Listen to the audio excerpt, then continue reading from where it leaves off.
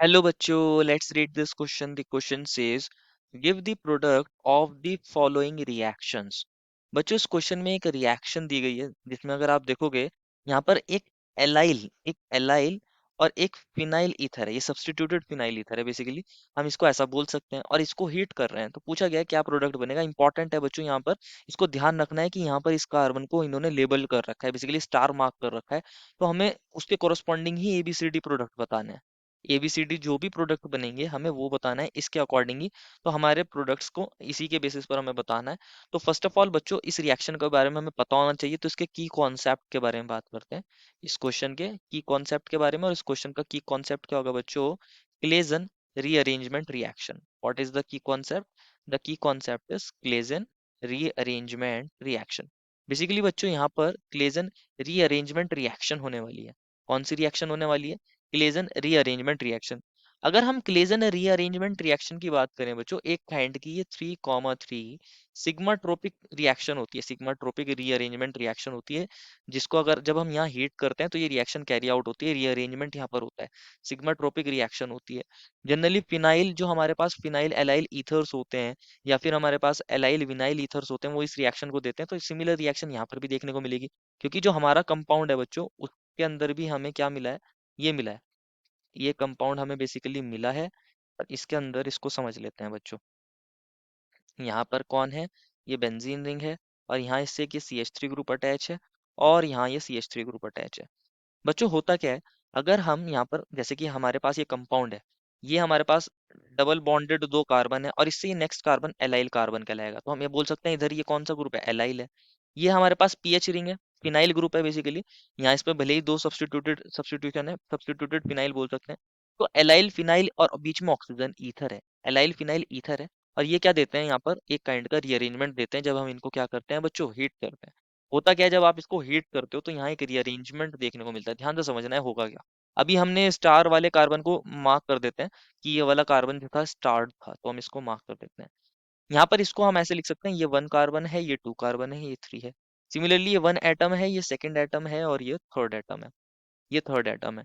तो हम ऐसा देखने को मिलता है बच्चों यहाँ पर कुछ, कि ये दोनों इलेक्ट्रॉन्स यहाँ पर आते हैं जब आप इसको हीट करते हो, और ये यहाँ से अटैक होता है इस कार्बन पर। और जैसे ही इस पर अटैक होता है तो ये दोनों इलेक्ट्रॉन्स यहाँ पर शिफ्ट होते हैं। ध्यान से समझना है बच्चों इसको। पहले इसको देख लेते हैं, फाइनल प्रोडक्ट बताने से पहले क्या होगा यहाँ पर। ये कन्वर्ट हो गया होगा डबल बॉन्ड में, और यहाँ पर इसको एज इट इज लिखते हैं। ये double bond as it is, इस पर ये जो CH3 ग्रुप था अभी हमने एज इट इज लिखा है। ये डबल बॉन्ड को अभी हमने ऐसे ही लिखा है। यहाँ पर कौन था बच्चों? एक CH3 ग्रुप अटैच था, इसको भी हमने ऐसे ही लिखा है। यहाँ पर CH3 ने, ये जो हमारे पास ये जो CH3 जिस कार्बन से अटैच था, ये वाले कार्बन पर ध्यान देना है बच्चों। इस कार्बन पर कौन आ चुका है? इस कार्बन पर ये CH2 आ चुका है। इस कार्बन पर ये CH2 आ चुका है, CH2 आ चुका है। अब इस CH2 ने यहाँ सिंगल बॉन्ड बनाया है CH के साथ, तो हम इसको ऐसे लिख देते हैं, CH के साथ सिंगल बॉन्ड। और CH और CH2 के बीच में डबल बॉन्ड बन गया। ये जो ये वाले दो CH और CH2 थे, जब हम ऐसे देख रहे हैं तो इस CH और CH2 के बीच में यहाँ डबल बॉन्ड बन गया है इधर। तो हमने इसको ऐसे लिख दिया।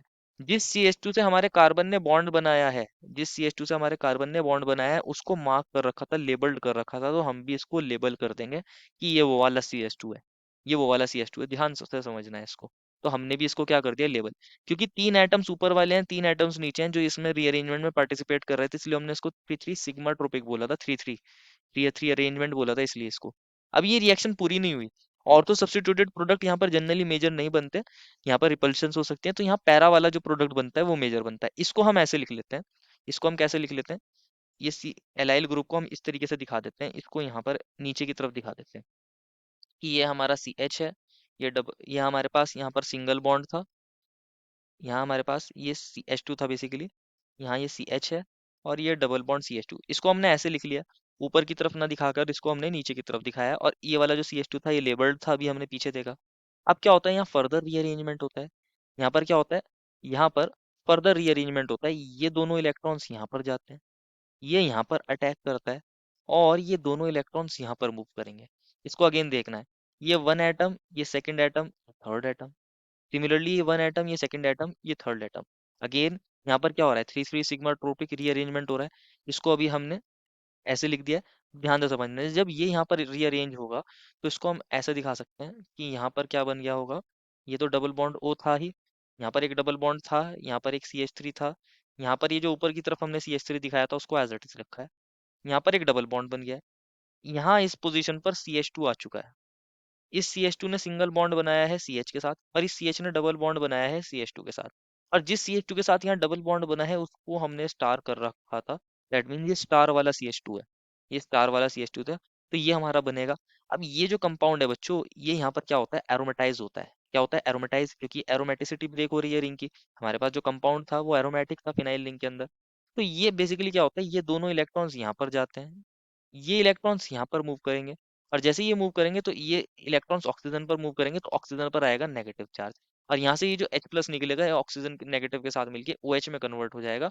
तो हमारे पास जो प्रोडक्ट बन जाएगा उसमें ये OH बन गया होगा, और यहाँ पर रिंग अगेन एरोमेटिक हो गई होगी, ये डबल बॉन्ड, ये डबल बॉन्ड, ये डबल बॉन्ड, और यहाँ पर कौन है, ये CH2 है, यहाँ पर ये CH2 है पैरा पोजीशन पर, जिससे CH अटैच है, CH से डबल बॉन्ड CH2 अटैच है, और ये CH2 कैसा था, ये लेबल्ड वाला था, स्टार वाला था, और यहाँ पर एक CH3 ग्रुप था, और यहाँ पर एक CH3 ग्रुप था। तो ये हमारे पास रीअरेंजमेंट होके ये फाइनल प्रोडक्ट बनता है, ये यहाँ पर एरोमेटाइज हुआ है, एरोमेटाइज हो गया है।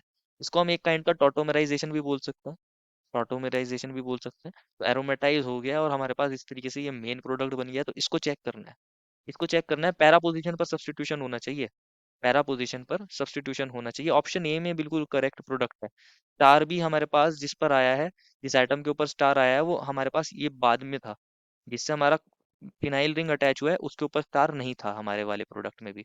हमारे प्रोडक्ट में जिस कार्बन से फिनाइल अटैच हुआ है, ये वाला कार्बन जिससे अटैच हुआ है, इस पर स्टार नहीं था, जो बाद में हमारा कार्बन है इस पर स्टार था, तो यही प्रोडक्ट बनना है ऑप्शन ए में, तो ये करेक्ट है। बी में तो मेटा पोजीशन पर कर दिया है, तो ये तो हमारा बी ऑप्शन ही गलत हो जाएगा, ऑप्शन बी ही गलत हो जाएगा। ऑप्शन सी में कोई हमारा जो प्रोडक्ट था वो बन ही नहीं रहा है, तो ये भी गलत। डी में भी ऑप्शन गलत दिया है, तो ये तीनों गलत हो गए। Therefore, final answer is option number A. I hope you understood it well and best of luck.